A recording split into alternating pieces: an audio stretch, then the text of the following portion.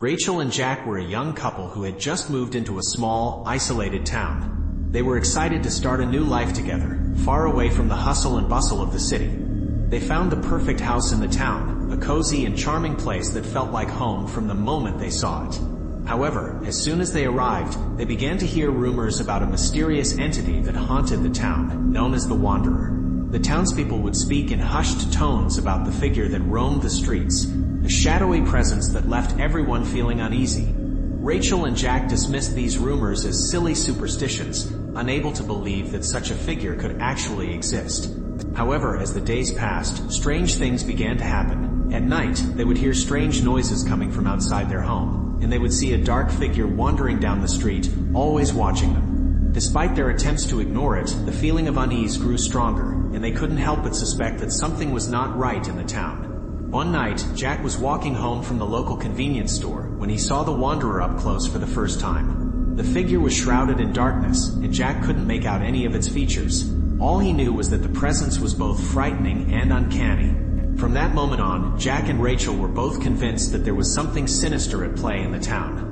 They decided to start investigating and find out the truth about the Wanderer. Little did they know, their lives were about to be turned upside down as they uncovered the dark secrets that lay hidden within the town. Rachel and Jack were determined to uncover the truth about the Wanderer. They began to ask questions, gather information, and search for any clues that would lead them to the truth. As they delved deeper into the mystery, they began to uncover a dark and horrifying history of the town. They learned that the Wanderer was not just a wandering figure, but an otherworldly being that had been preying on the residents of the town for generations. The being had a sinister influence over the townspeople, causing them to become engulfed in a sense of fear and delirium. However, as they continued their investigation, they found themselves being followed. As they walked down a deserted street in the dead of night, they suddenly felt a chill run down their spines. They turned to see a figure standing in the shadows. At first, they thought it was just a stray animal, but as they stared longer, they saw the shadowy figure, standing still and staring at them, its eyes glowing in the darkness. It was the Wanderer.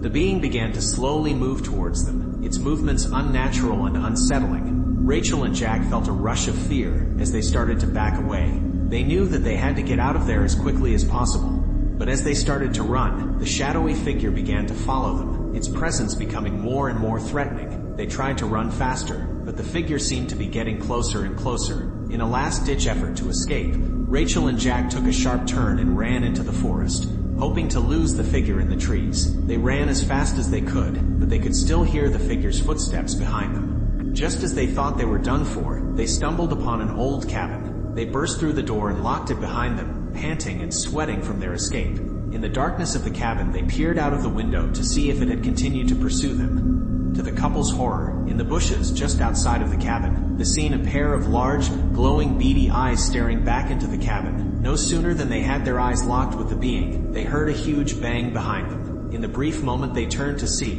and then looked back, the Wanderer had vanished. After the harrowing escape from the cabin, Rachel and Jack stumbled back into town, still in shock from their encounter with the Wanderer.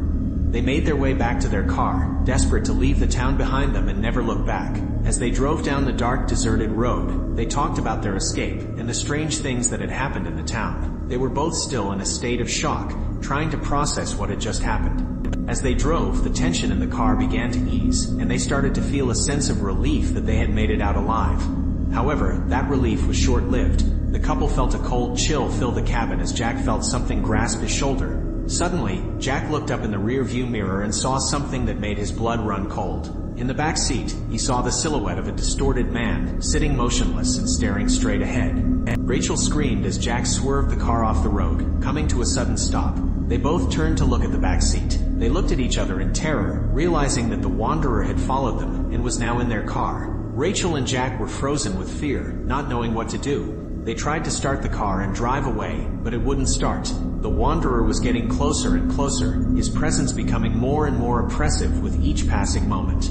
Just as the Wanderer was about to reach them, a bright light flooded the car, and a voice boomed out, "Get out of the car with your hands up." It was the police. Jack and Rachel stumbled out of the car, still in shock, and explained what had happened. The police searched the car, but found no sign of the Wanderer. They took Jack and Rachel to the station for questioning, but they didn't even know where to begin. They never did have another encounter with the Wanderer after this night, but they continue sleep with one eye open every night, anticipating the return of the evil of the Wanderer.